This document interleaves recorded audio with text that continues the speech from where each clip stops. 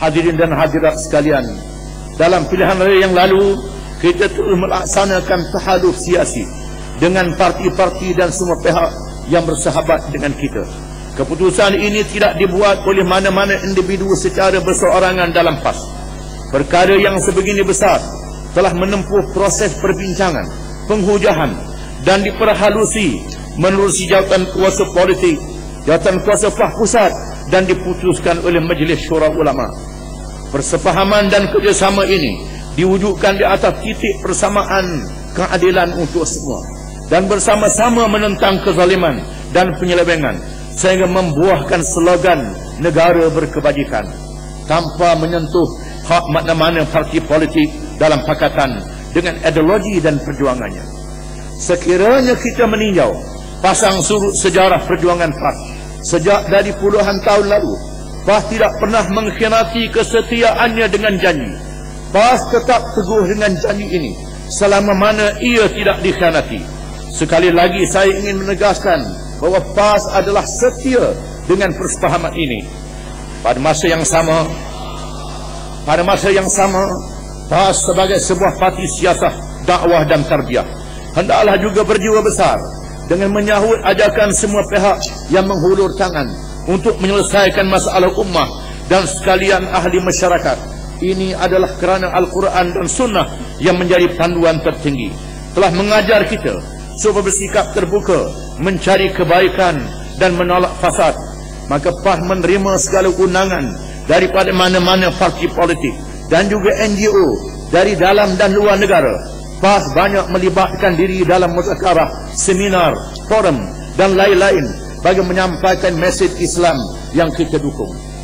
Pertemuan yang kita adakan ini pula wajar dilakukan dengan berhati-hati dan bijak dan bukannya bertujuan untuk menjadi penyelamat kepada mana-mana parti yang sedang terkapai-kapai kelemasan. PAS juga sekali-kali tidak akan bersama-sama dengan mana-mana parti dan kerajaan yang sedang dilanda penyakit. Kepimpinan parti pula akan mendengar dahulu apa yang hendak dinyatakan dalam semua bentuk pertemuan itu sebelum membuat apa-apa pertimbangan. Manakala keputusan pula tidak boleh dibuat dengan sewenang-wenang, tetapi hendaklah dirujukkan kepada parti di semua peringkat terlebih dahulu.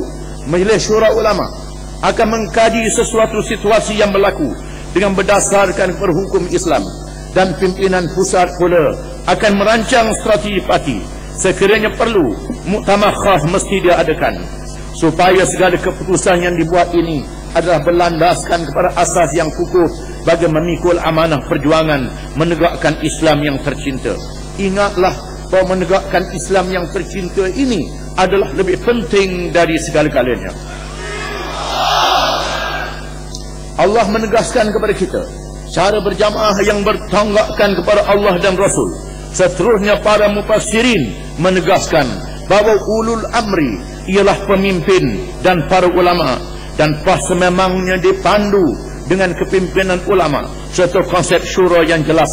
Dengarlah firman Allah Ta'ala, ya ayyuhalladzina amanu ati'ullaha wa ati'ur rasul wa ulil amri minkum fa in tanaza'tum fi syai'in farudduhu ila Allah war rasul in kuntum tu'minuna billahi wal yawmil akhir dzalika khairun wa ahsanu ta'wila. Maksudnya, wahai orang-orang yang beriman, taatlah kamu kepada Allah dan taatlah kamu kepada Rasulullah dan kepada ulil amri, orang-orang yang mengendalikan urusan dari kalangan kamu. Kemudian jika kamu berbantah-bantah, berselisihan dalam sesuatu perkara, maka hendaklah kamu mengembalikannya kepada kitab Allah Al-Quran dan kepada sunnah Rasulnya sallallahu alaihi wasallam. Jika kamu benar beriman kepada Allah dan hari akhirat, yang demikian adalah lebih baik bagi kamu dan lebih elok pula kesudahannya.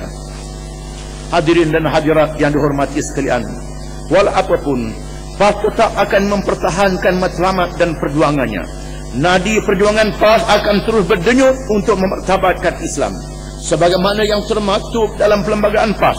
Kita percaya bahawa penentangan terhadap Islam yang melahirkan Islamofobia sebenarnya diwujudkan oleh musuh-musuh Islam yang mahu menyelamatkan diri daripada tenggelam bersama kegagalan mereka sendiri. Mereka tidak boleh menyembunyikan diri daripada tanggungjawab menjadi penyebab kepada gejala politik zalim dan menipu, menindas antara satu sama lain, dan penyebab kepada gejala sosial yang merosakkan akhlak sehingga jiwa menjadi berkecamuk dan akhirnya membuahkan jenayah. Itulah natijah sekularisme yang melahirkan berbagai ideologi dan teori yang memisahkan cara hidup daripada agama. Maka jangan sekali-kali mengajak kita atau memaksa kita supaya meninggalkan Islam yang sempurna ini agar tenggelam bersama mereka. Allah mengingatkan kita dengan firman-Nya, ya ayyuhalladzina amanu udkhulu fis silmi kaffah wa la tattabi'u khutuwatis syaitan innahu lakum aduwwum mubin. Yang bermaksud, wahai orang-orang yang beriman, masuklah kamu ke dalam agama Islam dengan mematuhi segala hukum-hukumnya, dan janganlah kamu menurut jejak langkah syaitan. Sesungguhnya syaitan itu musuh bagi kamu yang terang nyata. Kita hendaklah sama-sama menyedari betapa mahalnya pengorbanan ahli dan penyokong PAS untuk mencapai kejayaan dalam pilihan raya umum ke-12 yang lalu. Perlu juga diingat bahawa PAS telah memberi sahamnya yang sangat besar kepada kemenangan ini dengan mempunyai paling banyak jentera parti di kalangan Pakatan Rakyat dan bekerja untuk parti lain di kalangan Pakatan Rakyat.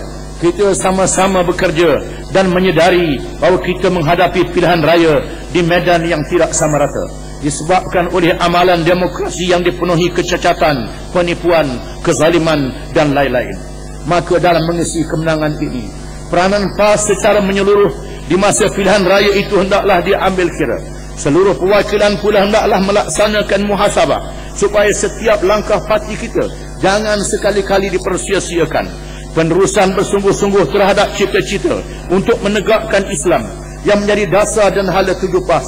Janganlah kita leka dan dipinggir. Jangan kita sekali-kali leka dan tenggelam seolah-olah peranan kita adalah hanya untuk musim pilihan raya semata-mata dan tidak ada lagi peranan selepas mencapai kemenangan. Konsep parti yang bertindak memandu sesebuah kerajaan itu pula hendaklah dipastikan berlaku supaya kelangsungan perjuangan parti itu terpelihara. PAS wajib memuhasabah. PAS wajib bermuhasabah sejauh mana Islam berperanan dalam mengisi kemenangan ini. Maka tidak ada apa-apa faedah sekiranya Islam tidak diberi apa-apa peluang untuk melaksanakan tugasnya yang adil untuk semua. Sabda Rasulullah sallallahu alaihi wasallam, al-Islamu ya'lu wa la yu'la alaih.